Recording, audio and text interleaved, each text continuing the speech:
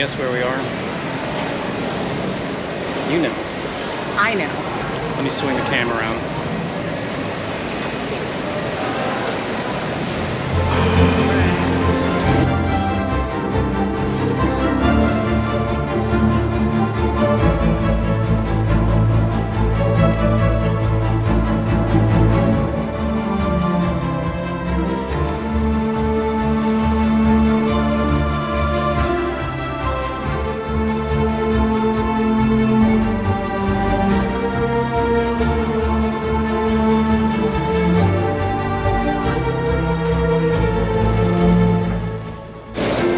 Just got off the water taxi, now we're in St. Mark's Square.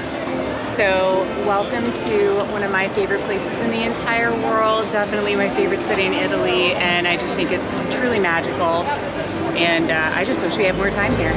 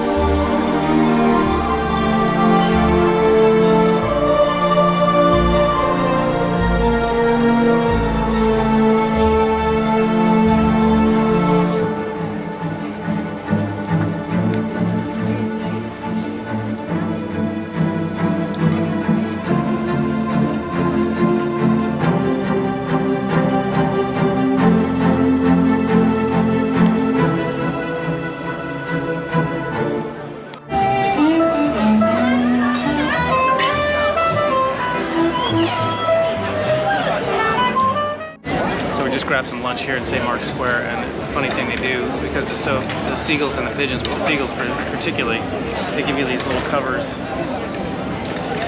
to protect your food from the seagulls.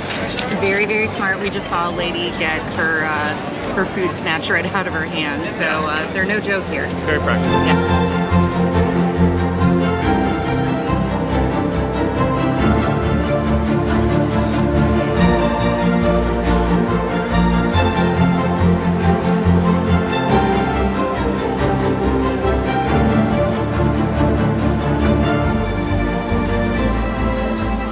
This is the steps to Rialto Bridge.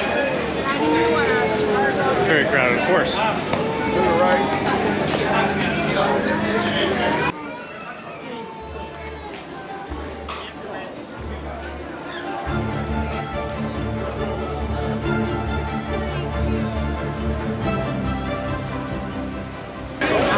So we have walked to the other side of Venice, and we are now sitting in a really cute little cafe right in front of the Rialto Bridge, just taking everything in. We're going to have a drink and enjoy all the boat traffic as it's getting a little later. It's getting very busy in the canal here with all the boats, and we're just enjoying being here and taking in everything.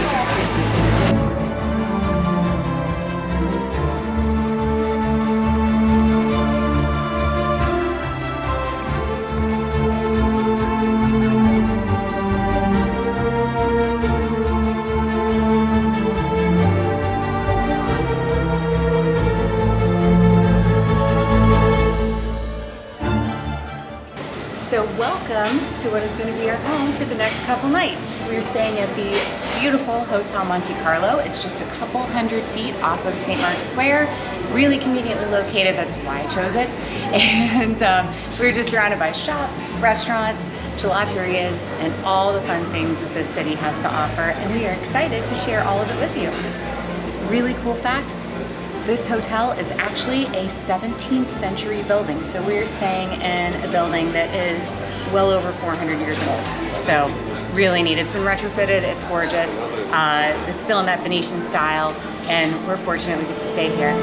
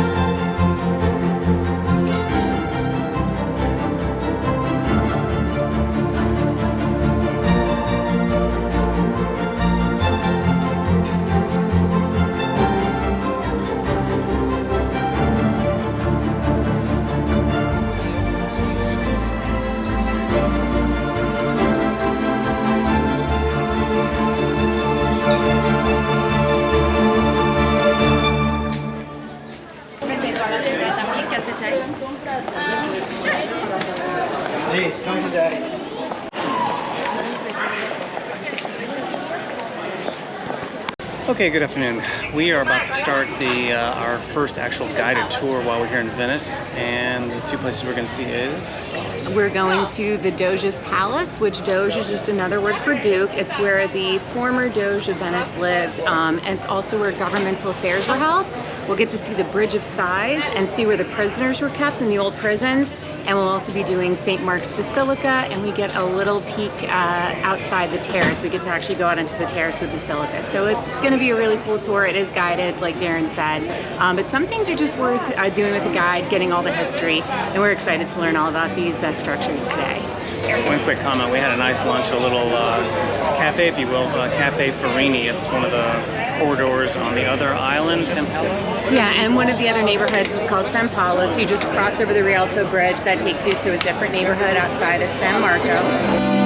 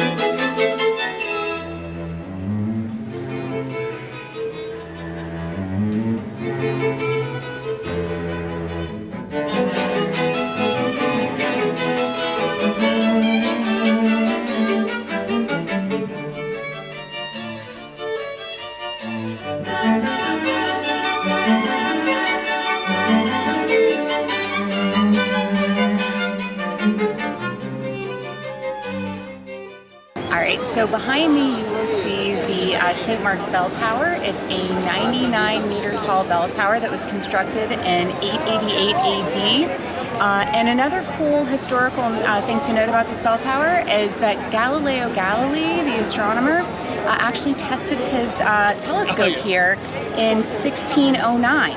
You can go to the top of the bell tower and check out the epic views of Venice. Totally something worth doing when you come to the city. So ladies, when you come to Italy, remember to be prepared. I was not prepared for class today. I'll have all kinds of long clothes and scarves. I forgot all of them because I forgot what we were doing today.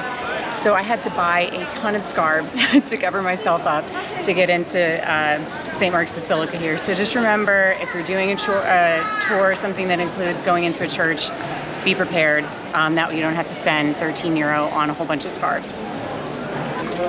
Aren't you all dressed up tonight? I wore my fancy dress for our next activity. I don't have a fancy dress. No, but you look awfully handsome. We're on a quest to find a gondola this evening. And we keep missing the right alley to go down. It's like the third time that we've done this where we've ended up kind of on the wrong bridge. So here's the bridge we're on, of course. And here's the bridge we need to be on. You know, it's close and you're like, oh, it's just right there, but there's no place to take a turn right now. So we're gonna end up going further down than we want to, and then go around our elbow to get to our, you know what. It's Venice, it's not that far. No, everything is super close. It's just a matter of knowing where to cut in at the right place. So we're heading over towards the Rialto Bridge to get in that area of town to get the right gondola. Yeah, because we want to come out, we want to do like the Grand Canal and do some of the smaller canals, rather than be out on like the main waterway that they drop you off from like the Vaporettos. It's just really rough. The water's really rough over there. So I kind of avoid that.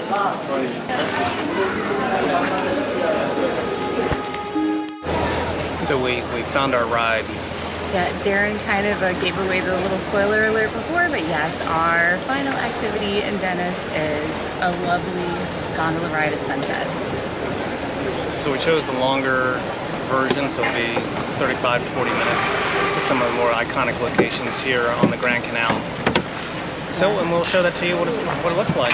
And I'm super excited because I did this a long time ago when I was a teenager with my family. That was a beautiful experience. But I have to say, this is probably one of the most romantic things you can do in Venice, and I'm so glad I get to do it with my husband. Yes.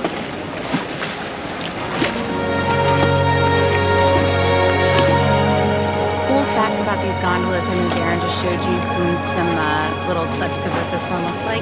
These gondoliers build their own gondolas, so everyone is completely unique to that particular gondolier. And some of these boats can take years and years for them to make, so each of them is a really unique and special experience, and we're on a really beautiful one.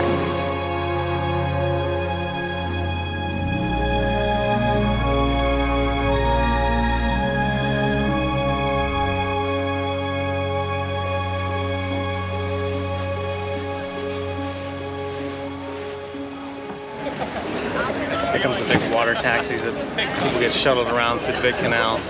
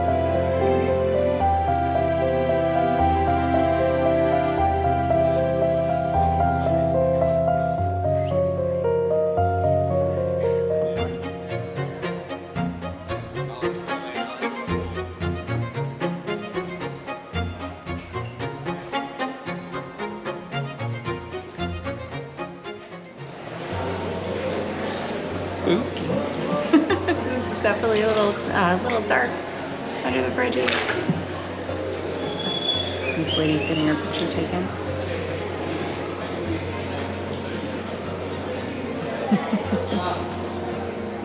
It's cute. This lady wanted to have her picture taken. I guess her husband's taking it from another bridge while we pass by. Super cute. So we are so lucky we get to see the Rialto Bridge from the Grand Canal. You've seen this bridge from so many different angles, but this is by far the most magical. Yeah, it's definitely a great perspective. I'm gonna flip the camera around so you can see all the people checking out the traffic.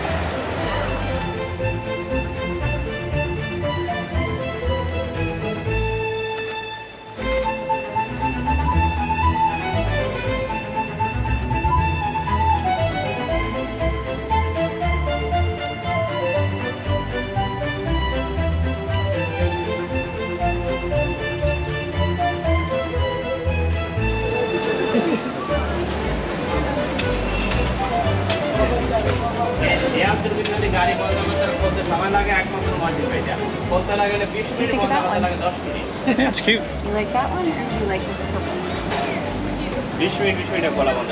Personally, I like the purple one better. I think I do too.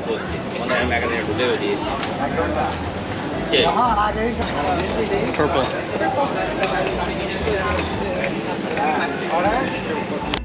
€2, that's the deal of the day. I spent way more than that on my scarves earlier to get into the church. I got €1. Again, those scarves are possibly one-use scarves, unless well, it's by mistake, so it's possible. Yeah, it's not possible. It's likely that those are one use. So I got this really cute little Venetian mask magnet because Venetian masks are one of my favorite things ever. And when we come back, I'm gonna get a full-size one because there's some super cool Venetian mask shops here. We're passing one now, and I'm definitely gonna get myself a full-size mask. Definitely dinner time. For us, it'd be like bedtime if we were living our past life, but this is our new life and we eat later. It's the European way. That's right. When in Rome. Although we're in Venice, so I guess when in Venice, do as the Venetians do and they eat late too.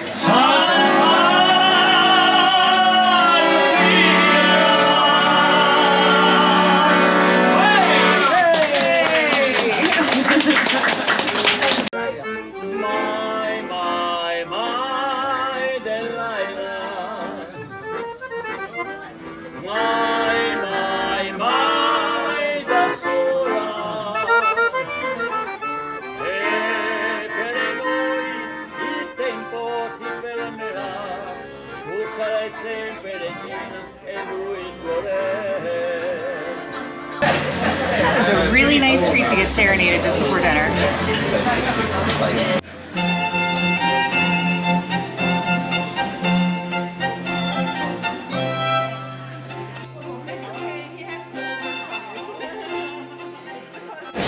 We passed this earlier. Yeah. So it's official. I'm Italian. I have my official Italy hat. So my new name is Daronino Waccarale. Yeah, you were Italian before the hat. Our honorary Italian into the family. Yeah, so for those who don't know, Nina's family is Italian. I mean, it's as Italian gets. Literally as Italian as it gets. Her mother's side is Polish, so she's. Hence why I'm so white. But when we have these big family gatherings, it's all Italian. Yeah, sure. I mean, so my dad is the oldest of 12. My grandparents had a lot of kids. I have a ton of cousins and just a massive immediate family, and they welcomed Darren with open arms. And they loved you immediately. Big family gatherings, it's all homemade Italian, it's great. So I'm very, very biased when it comes to Italian food, and I have to say, since we've been in Italy, it's like being home. Yep.